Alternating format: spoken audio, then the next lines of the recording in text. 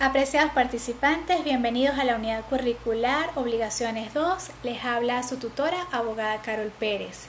Y hoy vamos a revisar la unidad de competencia que analiza la responsabilidad civil contractual de las obligaciones civiles para su cumplimiento en el ámbito jurídico, específicamente lo que es la teoría general del cumplimiento y la teoría general del incumplimiento de las obligaciones.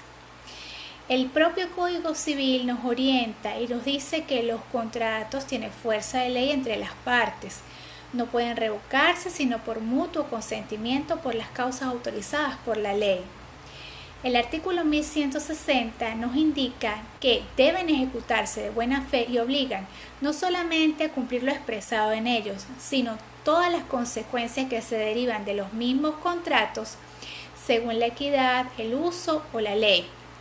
Norma que es reforzada en el artículo 1264, según el cual las obligaciones deben cumplirse tal y como fueron contraídas. El deudor es responsable en caso de daños y perjuicios que ocasione la contravención.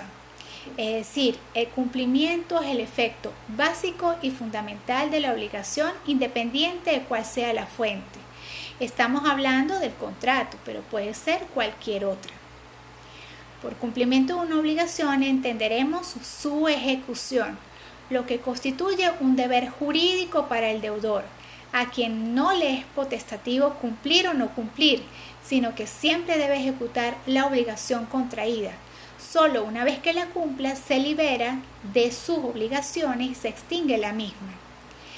En el caso contrario, el incumplimiento es una anomalía. Lo normal es que la obligación sea cumplida tal y como fue contraída, además de manera voluntaria.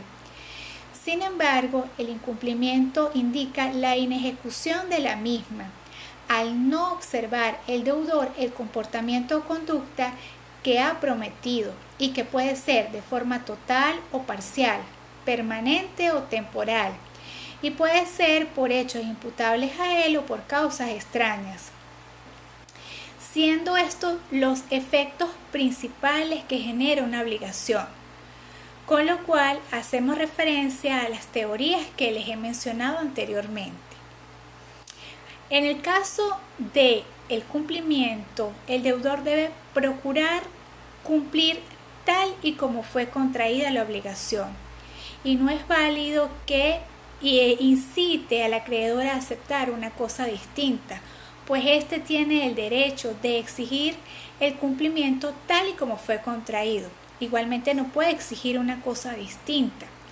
Esto tiene que ver con el principio de prioridad de la ejecución en especie.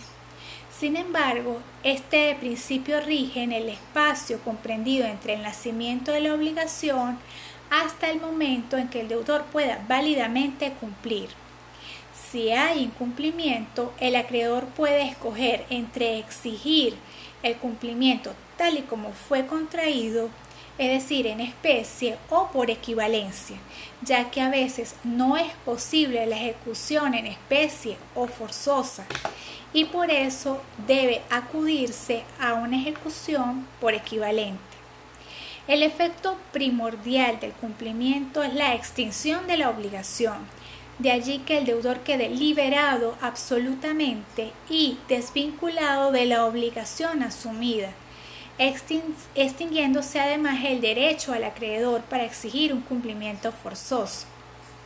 En el caso del cumplimiento forzoso, podemos decir que las disposiciones legales indican que el acreedor tiene derecho a imponer o exigir al deudor el cumplimiento mediante la intervención de los tribunales o los organismos competentes. Es un efecto realmente complejo, compuesto o integrado por dos consecuencias fundamentales, que el deudor queda obligado a cumplir tal y como se comprometió y en caso que no lo haga y cause daños y perjuicios, debe responder por los mismos. Esto abre paso a un tema que vamos a ver más adelante, como es la responsabilidad civil contractual en el caso de las obligaciones civiles. En tanto, les invito a seguir profundizando este tema a través de la revisión de las normas del Código Civil y la bibliografía recomendada en la materia, cualquiera que sea relevante y que les permita entender más este tema, que es muy amplio y muy complejo.